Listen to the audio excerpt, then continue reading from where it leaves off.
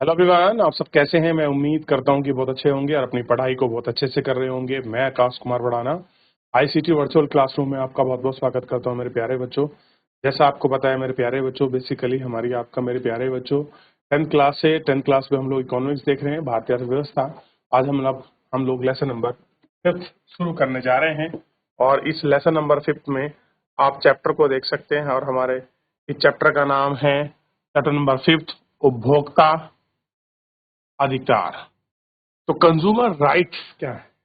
आपको पता है उपभोक्ता अधिकार को लेकर बहुत बड़ा मुद्दा रहा है, क्योंकि आज भी कहीं ना कहीं जो हम सामान खरीदते हैं, सेल परचेज करते हैं, कहीं ना कहीं उपभोक्ता के साथ बहुत कुछ धोखाधड़ी जैसा सामना होता है और उसमें फिर उसके लिए कुछ राइट्स हैं और उनको देखते हैं। जैसे गलत दवा देने से महिला की मौत, कुछ आपको अक्सर मिल जाती हैं। गरीबों को मिलेगा सरकारी दालें, ये सारी चीजें। उपभोक्ता संग्रह विवाद निवारण आयोग के निर्णय, कौन सा? उप संग्रहालय उपभोक्ता विवाद निवारण आयोग के निर्णय के बाद कुछ समाचारों ने इस नमूनों को, इन मामलों से लोगों को, संगठनों को क्यों गए। यह निर्णय इसलिए दिए गए क्योंकि लोगों को न्याय दिला पाने के लिए दृढ़ और संगठित रह सके। इस तरह के न्याय को पाने के लिए तरसते रहे। कुछ लोगों को न्याय नहीं मिला। अब न्याय कैसे नहीं मिला? मान लीजिए आपने एक मोबाइल खरीदा, उस मोबाइल में लिखा हुआ था कि 1 साल की गारंटी प्लस वारंटी है, क्लियर है। अब वो अचानक 3 महीने बाद मोबाइल आपका खराब हो जाता है। 3 महीने के बाद मोबाइल खराब होने के बाद जब आप उसको रिपेयरिंग सेंटर लेके जाते हैं तो अगला मना कर देता है कि इसकी गारंटी तो निकल चुकी है, मैं इसको ठीक नहीं करूंगा। आपके पास कहते हैं कि इसका बिल है, बिल दिखाने के बाद भी उसको मना कर देता है। तो फिर ऐसे में जो उसने बात की वो अधिकार कहाँ गया? अगर आपके पास बिल था, कानून था, तो प्रॉपर उसकी सजा का प्रावधान था और कंज्यूमर कोर्ट में जेल। इससे भी अधिक महत्वपूर्ण यह है कि जब उन्हें लगा है कि उनके साथ गलत हुआ है तो विक्रेता या फिर व्यवहार प्राप्त करने के लिए भी अपने उपभोक्ता अधिकार का प्रयोग कैसे कर सकते हैं। अब क्या उसके अधिकार हैं, कैसे वो प्रयोग करे, इन सब चीजों को सोचना, विचार करना एक अपने आप में बड़ी विषय है कि नहीं है। क्या वो विचार करें, कैसे कुछ देखें, ये सारी विचार करने की एक बड़ी बात है।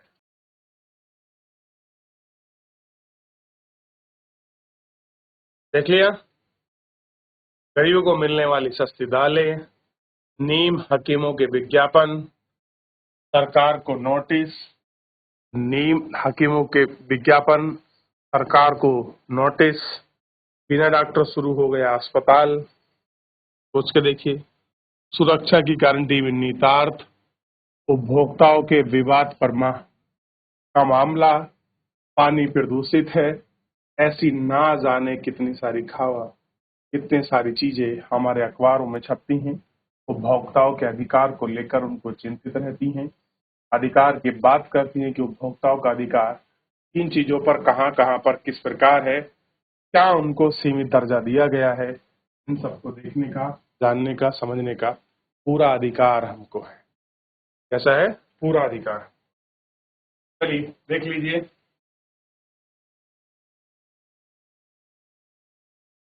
आगे देखें। बाजारों में उपभोक्ता। बाजार में हमारी भागीदारी उत्पादक और उपभोक्ता दोनों के रूप में है। कैसे है? बाजार और उपभोग और उपभोक्ता दोनों के रूप में है। वस्तु और सेवाओं के उत्पादन के रूप में है। पहले वर्णित कृषि, उपभोग, सेवा जैसे क्षेत्र में कार्यरत हो सकते हैं। उपभोक्ता अपनी भागीदारी बाजार में तब होती है जब वे अपनी आवश्यकता अनुसार वस्तु या सेवा को खरीदते हैं। कह सकते हैं वस्तु के अनुसार सेवा को खरीदते हैं। उपभोक्ता के रूप में लोगों द्वारा किए जाने वाली अंतिम वस्तु और सेवा है। कैसा है? किए जाने वाली अंतिम वस्तु और सेवा के रूप में हम इसको देखते हैं। पिछले अध्याय में हमने विकास को बढ़ावा देने के लिए जरूरी नियम और नियंत्रण और उसके किए गए उठाए गए कदमों की आवश्यकताओं का वर्णन किया है। इनको असंगठित क्षेत्र, मजदूरों और सुरक्षाओं के लिए उसी तरह से कर सकता है जिस तरह से साहूकार को लगातार किए गए उच्च ब्याज दर लोगों को बचाने के लिए नियमों और नियंत्रणों की जरूरत होती है। इस प्रकार से पर्यावरण की सुरक्षा के लिए नियम और विनियमन की आवश्यकता होती है। कह रहे कि जिस प्रकार से हमें पर्यावरण को नियम और विनियमन होता है, उसी प्रकार से संगठित असंगठित क्षेत्र को सुरक्षा देने के लिए साहूकार द्वारा दिए गए उच्च ब्याज दर को बचाने के लिए नियम और नियंत्रण की भी जरूरत होती है। ये सारी चीजें एक दूसरे से कोरिलेटेड है और उनको देखते हैं और उन पर हम लोग बात करते हैं कि कैसी कोरिलेटेड। उदाहरण के लिए औपचारिक क्षेत्र के साहूकार, जिनके बारे में आप पहले अध्याय 3 में पढ़े हैं, सब पढ़ चुके हैं। कर्जदार पर बंधन डालने के लिए तरह तरह के दाव पेच अपनाते हैं। सम्यक ऋण के लिए वे उत्पादक और निम्न स्तर को बेचने के लिए मजदूर कर सकते हैं। वे सपना जैसी महिलाओं को ऋण चुकाने के लिए भी अपनी जमीन बेचने को विवश कर सकते हैं। इस प्रकार असंगठित क्षेत्र का काम करने वाले बहुत से लोग को निम्न वेतन पर कार्य करना पड़ता है और उन परिस्थितियों को झेलना पड़ता है जो न्यायोचित नहीं थी, स्वास्थ्य के लिए हानिकारक होती हैं। शोषण को रोकने के लिए, उनकी सुरक्षा के लिए नियम और विनियमन की बात की जाती है। ऐसी संस्थाएं हैं इन्हें सुनिश्चित करने के लिए लंबा संघर्ष किया जाता है। इन नियमों का पालन हो जाता है। कैसा है इन नियमों का अनुपालन? बाजार में उपभोक्ताओं की सुरक्षा के लिए नियम और विनियमन की आवश्यकता, क्योंकि अकेले उपभोक्ता अपराध स्वयं को भी कमजोर स्थिति में पाता। खरीदी गई वस्तु और सेवाओं के बारे में जब कोई शिकायत होती है तो विक्रेता सारा उत्तरदायित्व क्रेता पर डाल देता है। सामान्यतः तो उनकी प्रतिक्रिया होती है कि आपने जो खरीदा है अगर पसंद नहीं है तो कहीं और जाए। मानव की बिक्री जाने के लिए विक्रेता को जिम्मेवार नहीं की जाती है। आंदोलन, जिसके बारे में हम आगे बताएंगे कि इस स्थिति में बदलने का एक छोटा सा प्रयास है, उस प्रयास को हम लोग आपका देखेंगे। आगे बढ़ जाए, चलिए आगे बढ़ रहे हैं और आगे बढ़ के हम एक ही चीजों को देख रहे हैं और बात करेंगे कौन सी चीज कैसे क्या कुछ है। बाजार में शोषण के कई रूप होते हैं। उदाहरणार्थ, कभी कभी व्यापारी अनुचित व्यवहार करने लगता जाता है, जैसे दुकानदार उचित वजन से कम वजन तोलते हैं। व्यापारी उन शुल्कों को जोड़ देते हैं जिनका वर्णन पहले से ना किया गया हो, या मिलावटी या दोषपूर्ण वस्तुएं बेचते। कैसे होते हैं? मिलावटी, जो दोषपूर्ण वस्तुएं हैं वो बेचते हैं। जब उत्पादक थोड़े शक्तिशाली होते हैं और उपभोक्ता को कम मात्रा में खरीदते हैं और बिक्री करते हुए, तो बाजार उचित के कम कार्य नहीं करता है। विशेष रूप से स्थिति तब होती है जब इन वस्तुओं की बड़ी कंपनियां खरीदती हैं। अधिक पूंजी वाले शक्तिशाली और समृद्ध कंपनी वाले विभिन्न प्रकार की चालाकपूर्ण बाजार को प्रभावित करती हैं। उपभोक्ताओं को आकर्षण करने के लिए समय समय पर मीडिया और अन्य स्रोत में गलत सूचना देते हैं। उदाहरण के लिए कंपनी के दावे करते हुए ये हमारी माता का दूध, हमारा उत्पाद बेहतर है। सर्वाधिक वैज्ञानिक उत्पाद के रूप में शिशु को दूध का पाउडर पूरे विश्व में कई वर्षों तक बेचा गया।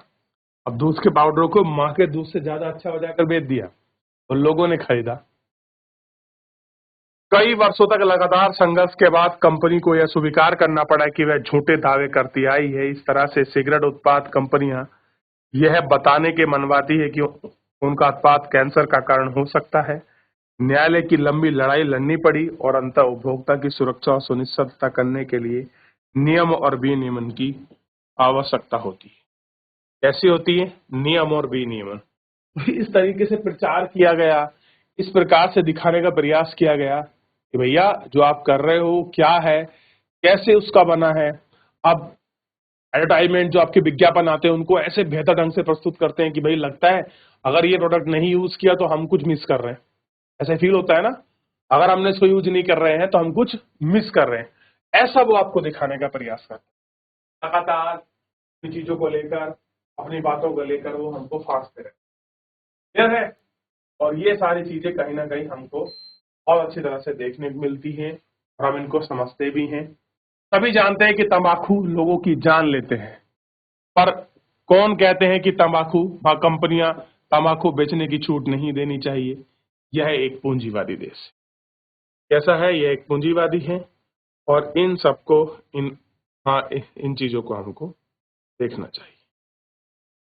उपभोक्ता आंदोलन का प्रारंभ उपभोक्ताओं के असंतोष के कारण हुआ है, क्योंकि विक्रेता कई अनुचित व्यावसायिक व्यवहार को शामिल होते हैं।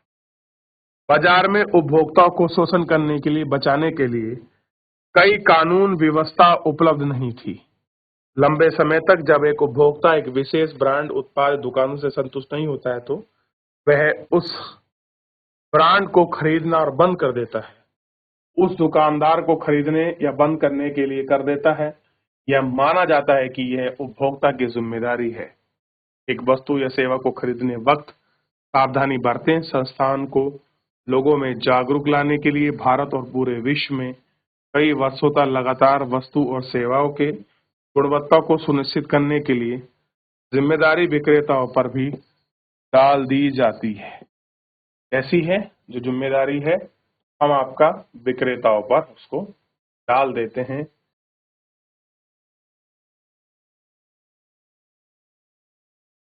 अब देखिए, भारत में सामाजिक बल के रूप में उपभोक्ता आंदोलन का जन्म अनैतिक और अनुचित व्यवस्था कार्यों को उपभोग के हित के लिए रक्षा करना प्रोत्साहित करने की आवश्यकता के साथ साथ हुआ। अत्यधिक खाद्य की कमी, जमाखोरी और काला बाजारी, खाद्य पदार्थ खाद्य तेल में मिलावट की वजह 1996 के दशक में व्यवस्थित रूप से उपभोक्ता को आंदोलन का उदय। 1970 के दशक में उपभोक्ता संस्था बृहद स्तर पर उपभोक्ता अधिकार से संबंधित आलेखों का आलेखन और प्रदर्शनी का आयोजन करना कार्य करने लगी। उन्हें सड़क यात्री परिवहन में अत्यधिक भीड़ भाड़ और राशन की दुकान में होने वाले अनुचित कार्य पर नजर रखने के लिए उपभोक्ता दल बनाए। भारत ने उपभोक्ता दलों की संख्या में भारी वृद्धि और भारी कमी, और ये सारी चीजें। उपभोक्ता इंटरनेट 1885 में संयुक्त राष्ट्र ने उपभोक्ता सुरक्षा के लिए संयुक्त राष्ट्र दिशा निर्देश को अपनाया है। उपभोक्ता सुरक्षा के उपयोग तरीकों को अपनाने हेतु राष्ट्र के लिए ऐसा कार्य करने के लिए अपनी सरकारों को मजबूर करने हेतु उपभोक्ता की वकालत करने हेतु समूह के लिए एक हथियार था। अंतर्राष्ट्रीय स्तर पर भी यह उपभोक्ता आंदोलन का आधार बना। आज उपभोक्ता इंटरनेशनल में 100 से अधिक देशों को 200 संस्थाओं को एक संरक्षित बनाया गया। कैसे बनाया गया? इनको संरक्षित बनाया गया और ये आपका दिखाया भी है। क्लियर है? तो इन सारी चीजों को ध्यान रखने की और इनको सब जानने की कोशिश की कि भाई ये कैसे बनते हैं, क्या कुछ है, इनको देखेंगे। इन सभी प्रयासों के परिणाम स्वरूप यह आंदोलन बृहद स्तर पर उपभोक्ताओं के हित के खिलाफ अनुचित व्यवस्था शैली और सुविधन के लिए व्यावसायिक कंपनी सरकार दोनों को दबाव डालने में सफल हुई। 1896 में भारत सरकार का एक बड़ा कदम उठाया गया। उपभोक्ता सुरक्षा अधिनियम 1986 कानून बनाया और जो आपका COPRA कोपरा के नाम से प्रसिद्ध हुआ। कैसे हुआ? कोपरा कंज्यूमर के नाम से है एक, ठीक है, कोपरा। और कोपरा को आप आगे पढ़ेंगे कोपरा है क्या। तो कानून कब बना भारतीय संसद में? तो उपभोक्ता अधिनियम 1986 के नाम से ये आपका पारित हुआ। बहुत सारे कानून 1986 में पारित हुए हैं। क्लियर है? और ये ऐसा दौर है जो आपका ग्राहकों को, उनके अधिकार को, उनको संरक्षित करता है, उनको सुरक्षा प्रदान करता है और लोगों को इसमें जमाखोरी और मिलावटी जालसाजी इत्यादि करने को रोकता है। अब आप देखते हैं इस तरह के हर डिस्ट्रिक्ट में कोर्ट होती है, कंज्यूमर कंप्लेंट सेंटर भी होता है और कंज्यूमर कोर्ट भी होता है। हाँ, आप अपने उत्पाद के हित के लिए सुरक्षा करने के लिए आप मुकदमा तक कर सकते हैं, आप मुकदमे में जा सकते हैं। ये सारी चीजें सुनिश्चित होती हैं। ये सारी चीजों को इसमें दिखाया और बताया गया है कि कहाँ कहाँ पर क्या क्या चीजें होती हैं, किस तरीके से इसको रखा गया है और क्या एक लंबा आंदोलन इसमें रहा है।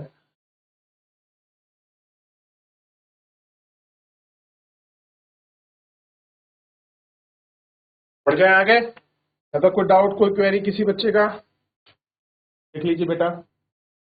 कोई डाउट, कोई क्वेरी हो तो पूरा इतना हमने समझ लिया, उपभोक्ता से, कंज्यूमर से लेकर चीजों को पूरा पढ़ लिया, जानने का प्रयास किया। आज के इस लेक्चर में काफी कुछ हमने सीखा कंज्यूमर राइट्स के वगैरह में बारे में। क्लियर है मेरे प्यारे बच्चों? फिलहाल जो है आज हम इस लेक्चर में इतना ही करेंगे।